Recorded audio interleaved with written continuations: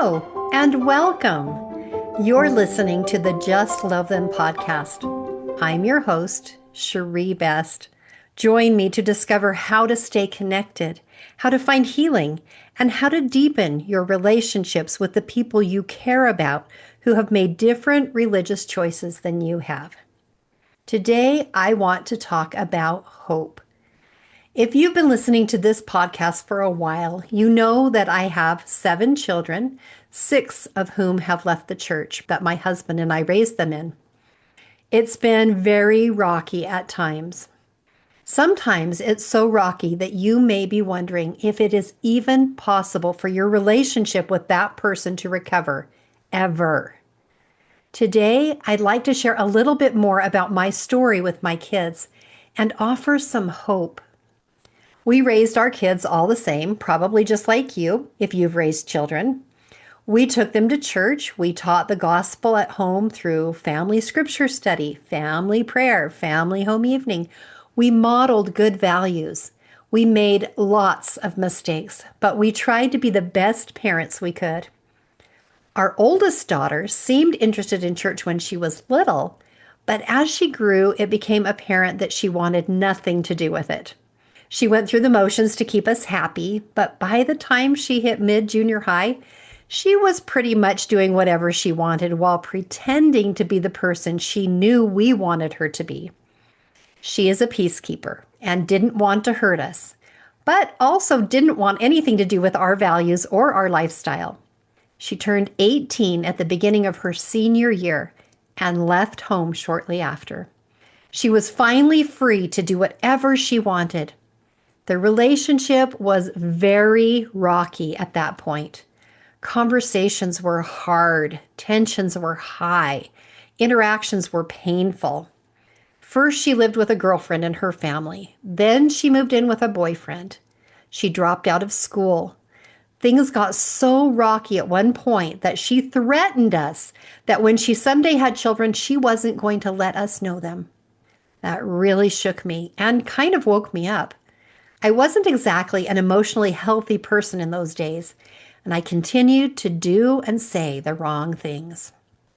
Child number 2, our oldest son, was a nice kid, but struggled to stay out of trouble, in part due to his ADHD, but also it was his personality to be, shall we say, adventurous. As he grew into his teenage phase, it was hard to tell if he was internalizing the values we were teaching him or not. He was very hard to read. He did what it took to keep the peace, but was he on board? As he got older, we started to see patterns of his sneaking around to do things that we were definitely not okay with. By the time he hit high school, he was in full-blown rebellion.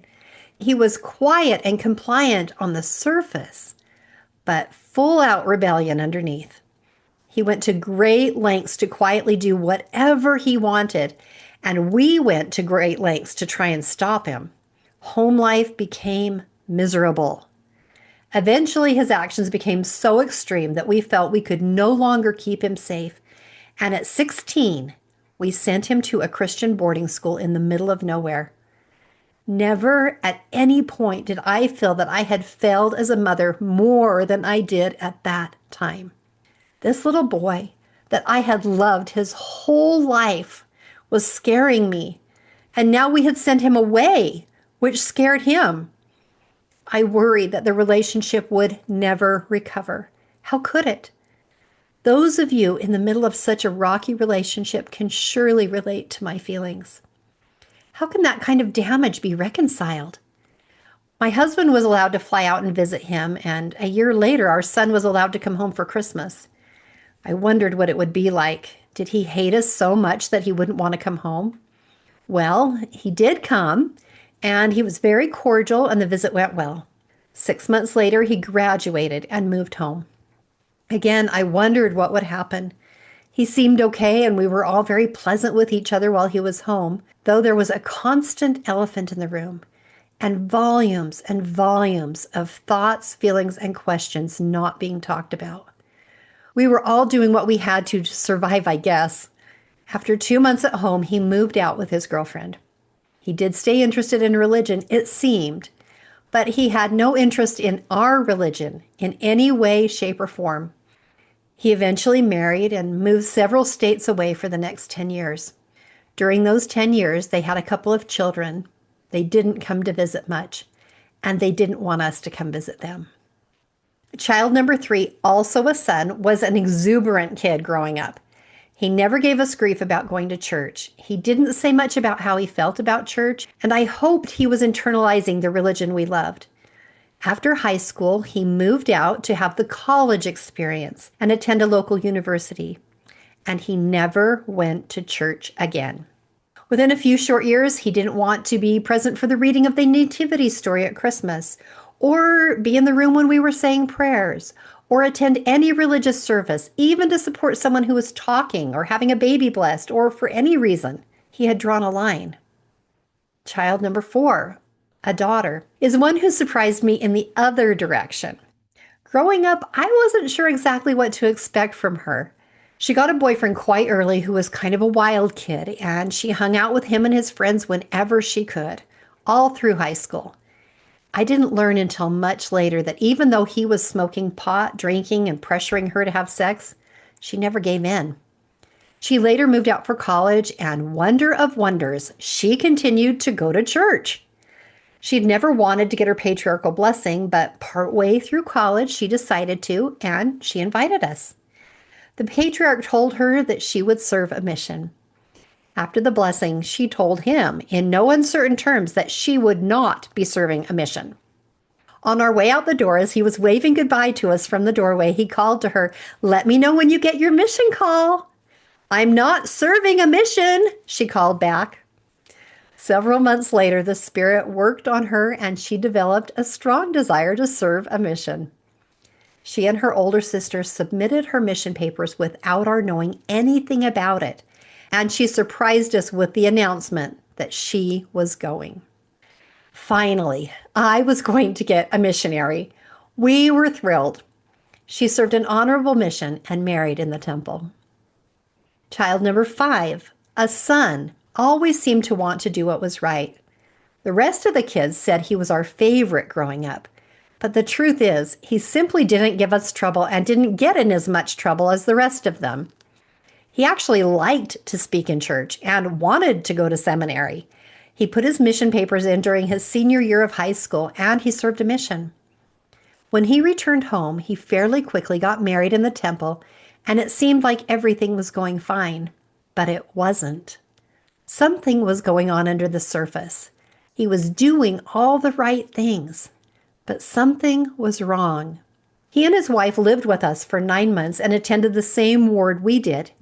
He started not wanting to attend the second hour of church, and then started not wanting to go to church at all. He didn't want to talk to us about it, and I didn't know how to help. I thought he just needed to be encouraged, given the right conference talk, have the right experience shared. I was wrong. He stepped back and stepped back fast. He and his wife moved out. Shortly after, he wanted a divorce. He left his wife and the church completely and fled a few hours away to stay with friends. He started drinking and doing all the things he had never done before. I was heartbroken. I had no idea what to do or how to help. He felt judged and abandoned. I felt devastated.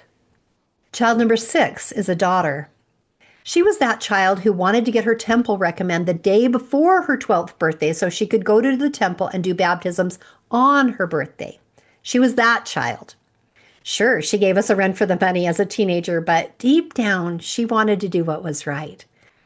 After high school, she and her boyfriend both put their mission papers in and went off to serve missions. We were thrilled. Later, they returned and got married in the temple. They moved into a condo in a ward full of condos. They didn't know anyone. Then COVID hit. Just like the rest of us, they stopped going to church. By the time church resumed, they didn't go back. I'm not blaming COVID. If a person is truly converted, they'll stay true whether they go to church or not. Soon they weren't wearing their garments anymore. Then they started drinking. Things changed. They divorced. I was as blindsided by this child as I had been by child number 5, maybe more. I didn't see this one coming. This child didn't want to talk about it either, and she didn't want to be questioned. There was the added complication of her being very intuitive. She's the kind that can walk into a room and I can have my back turned, and if something is wrong, she'll say, "What's wrong?" without even seeing my face. So there can be no faking it with this one. I couldn't fake my devastation. She knew. She could feel it. I couldn't hide my feelings or pretend. Child number 7, my last, also a girl. This one was a challenge from day one. Fussy baby, cried a lot. She was interested in cigarettes in elementary school. She lied a lot. She got in trouble a lot. She snuck out and had sex at 14. Yikes. She was a handful. At some point, though, she had some spiritual experiences that turned her heart to God. Then at 17, she developed some mysterious physical problems, which turned her even more to God. She became a spiritual giant. She frequently had friends over to meet with the missionaries. She was a light everywhere she went. Then the bottom fell out. She was date raped, and it seemed that from that point on, she could not get her bearings again. She had swung from one end of the pendulum to the other, and now she was swinging back again, only even further. She stopped praying. She stopped talking about God. She stopped going to church. She started dressing, shall we say, differently. She became very promiscuous. She did extreme things I had never even heard of before. She moved out and became an escort.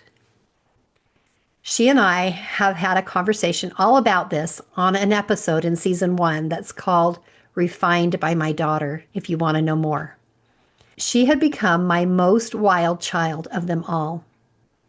Now, if I were to leave the stories there, we would all walk away very sad and depressed and feeling hopeless. But that's not the end of the story. As long as we're on this earth, it's not the end of the story. Even beyond, it's not the end of the story. There is hope. Dallin H. Oakes has said, quote, "Many church members have beloved family members who do not embrace gospel values and expectations. Such members need our love and our patience. In relating to one another, we should remember that the perfection we seek is not limited to the stressful circumstances of mortality. The great teaching in Doctrine and Covenants 138 verses 57 through 59 assure us that repentance and spiritual growth can continue in the spirit world that follows mortality." Unquote. I am not suggesting that our loved ones who have left the church will someday magically decide to embrace the gospel we love. But what I am suggesting is that relationships can be mended and healed. Hearts can change. Family units can be preserved. All is not lost. I've shared the history of each of my children. Now here's an update. Child number 1. This is my oldest, who moved out at 18 and threatened not to let me know my grandchildren. Over time, the relationship did gradually heal. And when she did eventually marry and have children, she has let me know my grandchildren. Today, more than 15 years later, we have a great relationship. She feels far safer to be who she is. She loves to spend time with us, and we love to spend time with her. Child number 2, the boy we sent to boarding school. Then he moved to another state and wanted little to do with us. After about 8 years, something shifted. He seemed more okay with us. We planned a trip to visit him for the very first time. He said yes, and it went well. The next year we went back, and it went well again. The next Christmas, he brought his family and he came and stayed with us in our home over the holiday. And the year after that, he moved back to our state within 30 minutes of our home. We see him much more often now. We get to know our grandchildren better. I've had a couple of conversations about what happened. mostly conversations where he was willing to say some of how he felt, and I listened. I have apologized for many mistakes I made. Even so, the relationship is still very much on the surface at this point. And there's a lot going on underneath that is not being said. I feel like it's right to give him his space and let him talk or not talk according to what he's comfortable with. It doesn't feel right to push this child. I pray for this son to forgive perceived injustices. I pray to be close. I know not all relationships are healed in this life, and I'm grateful that physically he's close by, that he's willing to spend some time together, and that I get to know my grandchildren. The closeness I crave with this child may not come in this lifetime. The love I feel for him may not be felt by him in this lifetime. Even though I express it, it doesn't seem to go in. I can't change that. I can't change any of it. But I can focus on what I do have and what I can do and be grateful. I can wait on the Lord, who eventually will heal all wounds and dry all tears. Child number 3, our son who moved out and never went to church again and doesn't want anything to do with religion, even to the point of vacating the room for the nativity story or prayers, and who doesn't step in church for any reason. Even so, he wants to be with family. He's happy to come back in the room when we're done reading the nativity. Happy to come back in after the prayer, or sometimes even stay in the room and stand there quietly. And he's happy to attend family gatherings after the baby blessing. He wants to be with us. He just wants nothing to do with religion. But he loves his family. He loves his mom and dad. He just doesn't want to talk about it, and that's okay. I've come to peace with it, and I think he has too. Child number 4. After returning from her mission and marrying in the temple, she's had a couple of children, has one on the way. She has a strong testimony. She can see God's hand in her life, and she continues to attend and serve in her local congregation. Child number 5. This is the son who served a mission, married in the temple, and then stepped away from all of it and went a different direction. Like I said, I was absolutely shocked and devastated. However, by the time this happened, I had been through enough experiences to know that the best thing for me to do was let him live his life, make his mistakes, learn or not, and be the mama who loved him and was glad anytime I got to see him. And that's what I tried to do. Tried being the operative word here. I made lots of mistakes. I stopped talking about church. I stopped asking questions. I stopped sending judgment. Though he didn't open up and still hasn't very much, I have learned to love him for who and where he is. I can tell he feels much closer to us than he did, and that he loves us and feels our love for him. He's living the life he is choosing. And because we have truly changed our hearts, let go of judgment, and just loved him for where he is, the relationship has improved significantly.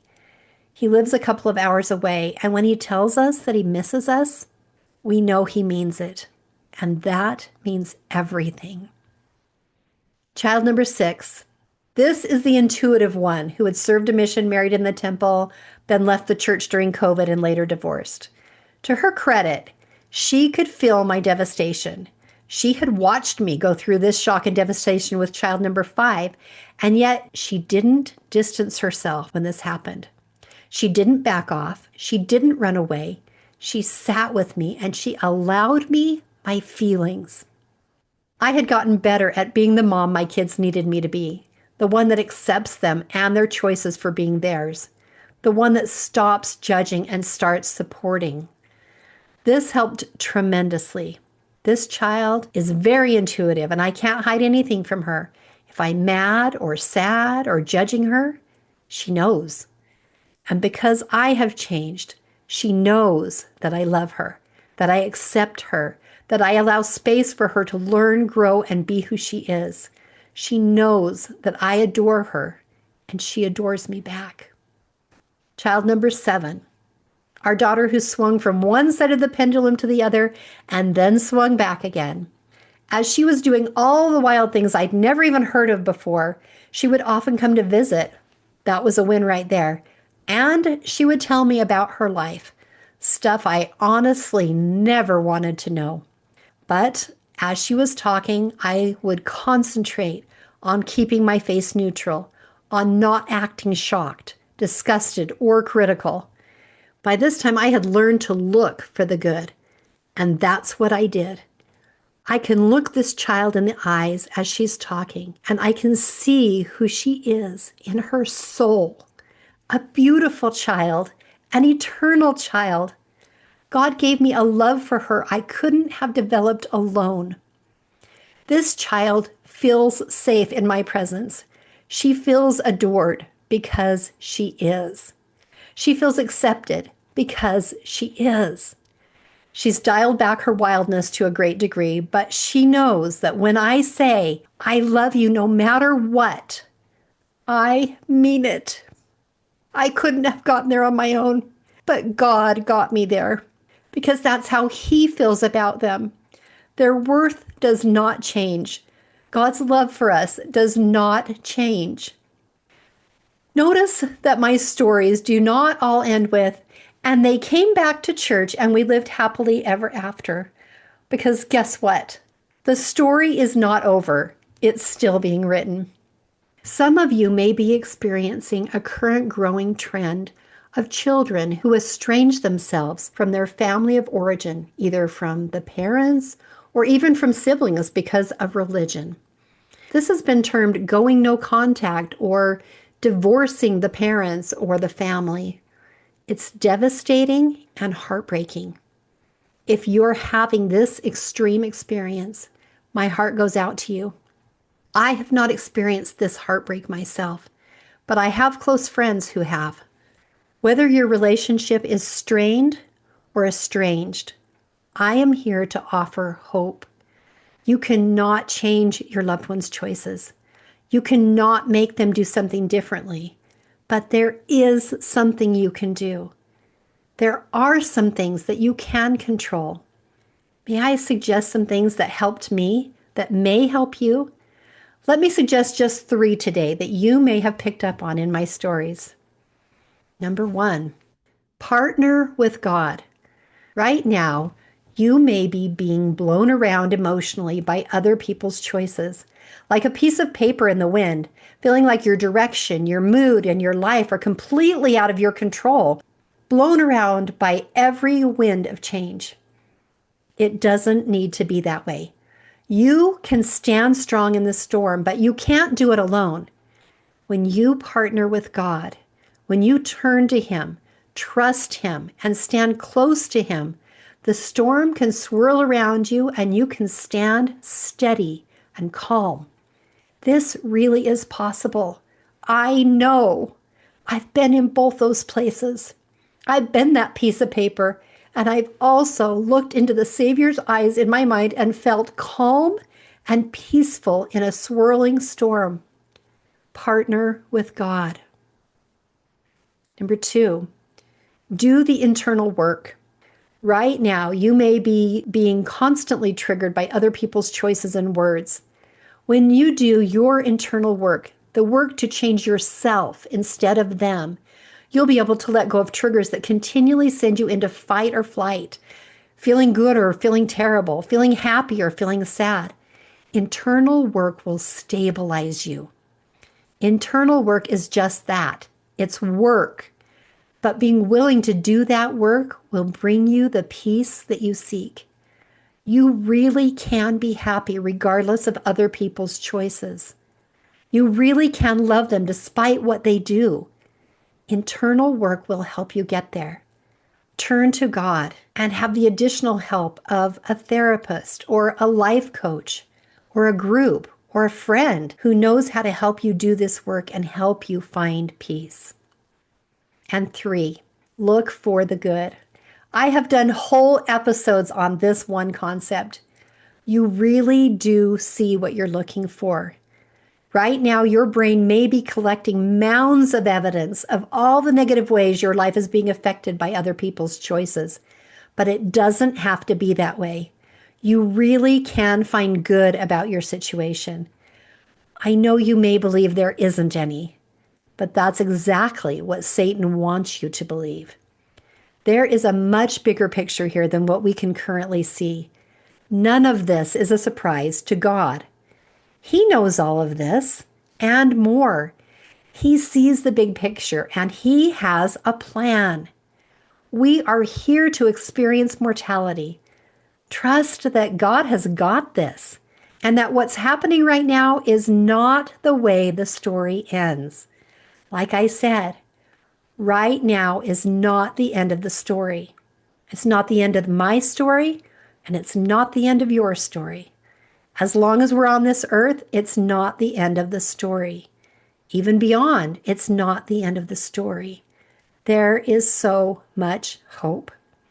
I invite you to partner with God, do the internal work with Him, and actively look for the good.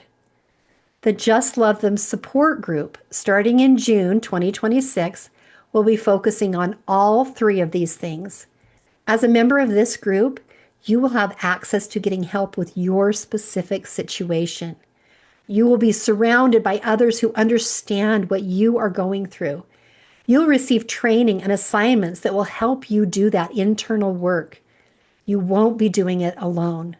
You will have a team to help you.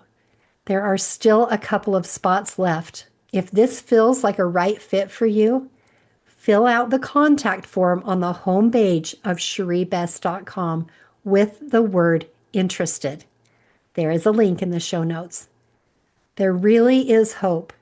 You really can heal your relationships.